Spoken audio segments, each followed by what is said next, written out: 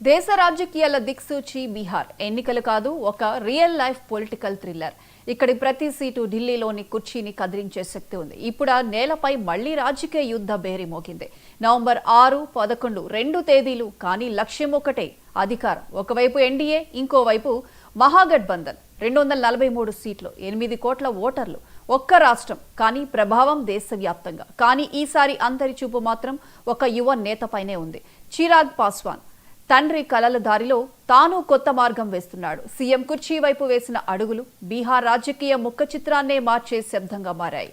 ఏపీలో పవన్ కళ్యాణ్ దూసుకుపోతే బీహార్లో చిరాగ్ పాస్వాన్ వేగం అంతే. ఈసారి అతడు కింగ్ మేకరా, లేక తానే కింగ్ అవుతారా?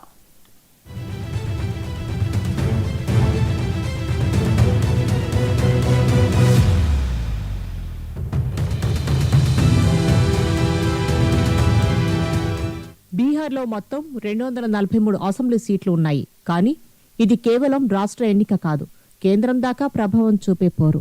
యూపీ, బీహార్ కలిపితే 120 ఎంపీ సీట్లు. అంటే ఈ రెండు రాష్ట్రాల సీట్లు లెక్క ఢిల్లీలో ఎవరు అధికారం చేపడతారో చెప్పేస్తుంది. కేంద్రంలో ఎవరు అధికారం చేపట్టాలో నిర్ణయించే శక్తి. కాబట్టే బీహార్ ఎన్నికలు కేవలం పోటీ కాదు, దేశ రాజకీయ దిశను నిర్ణయించే యుద్ధం. అందుకే అందరి చూపు బీహార్ పైనే ఉంది.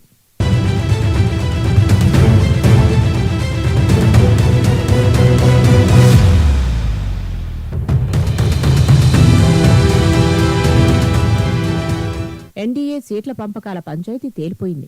బీజేపీ 101, జేడీయూ 101, ఎల్జీపీ 29 సీట్లు. చిన్న సంఖ్యలా కనిపించే ఆ 29 సీట్లలోనే చిరాగ్ భవిష్యత్తు దాగి ఉంది. తండ్రి రామ్ విలాస్ పాస్వాన్ కల ముఖ్యమంత్రి కూర్చి.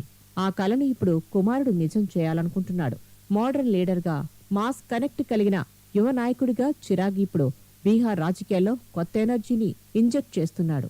దూకుడు స్వభావం, కేంద్ర మంత్రిత్వ అనుభవం, ప్రజల్లో గ్రౌండ్ కనెక్ట్, ఇవన్నీ చిరాగ్ పాస్వాన్ ను బీహార్లో సీరియస్ ఫోర్స్ గా నిలబెడుతున్నాయి.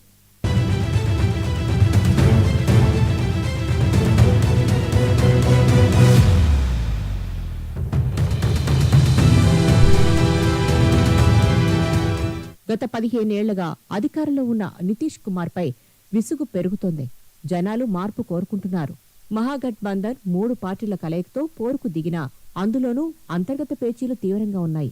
ఇటు ఎన్డీఏలోనూ అసంతృప్తి పెళ్లుబెక్కుతోంది. ఈ గందరగోళంలో చిరాగ్ పాస్వాన్ మాత్రం తనదైన దారిలో నడుస్తున్నాడు. ప్రజల సమస్యలపై నేరుగా మాట్లాడుతూ, యువతలో జోష్ నింపుతూ, మధ్యతరగతి దళిత వర్గాల మద్దతు సంపాదిస్తూ కొత్త బీహార్ ఆలోచనకు మార్గం వేస్తున్నాడు.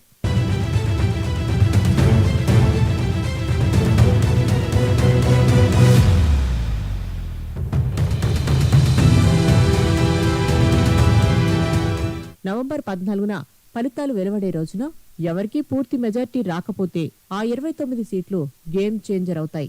అప్పుడు రంగంలోకి వస్తాడు చిరాగ్ పాస్వాన్. తన మద్దతు ఎవరికిస్తాడన్నదే ముఖ్యమంత్రి ఎవరూ నిర్ణయిస్తుంది. అలా అయితే చిరాగ్ కింగ్ మేకర్ గా కాదు, తానే కింగ్ అయ్యే అవకాశం ఉంది. అప్పుడు చిరాగ్ పాస్వాన్ పేరు బీహార్ చరిత్రలో కొత్త పేజీ అవుతుంది. రాజకీయ లెక్కలు తిరగబడితే బీహార్ కొత్త రాజకీయ చరిత్రలోకి అడుగు పెడుతుంది.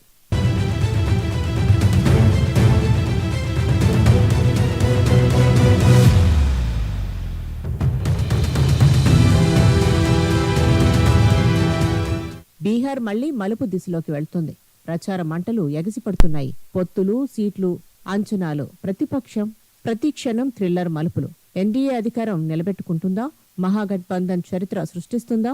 లేక చిరాగ్ పాస్వాన్ కొత్త బీహార్కు నాయకుడవుతాడా?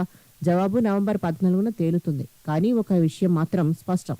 29 సీట్లు, ఆ సంఖ్య కేవలం గణితం కాదు, బీహార్ భవిష్యత్తు, దేశ రాజకీయాల దిశను నిర్ణయించే గోల్డెన్ నెంబర్.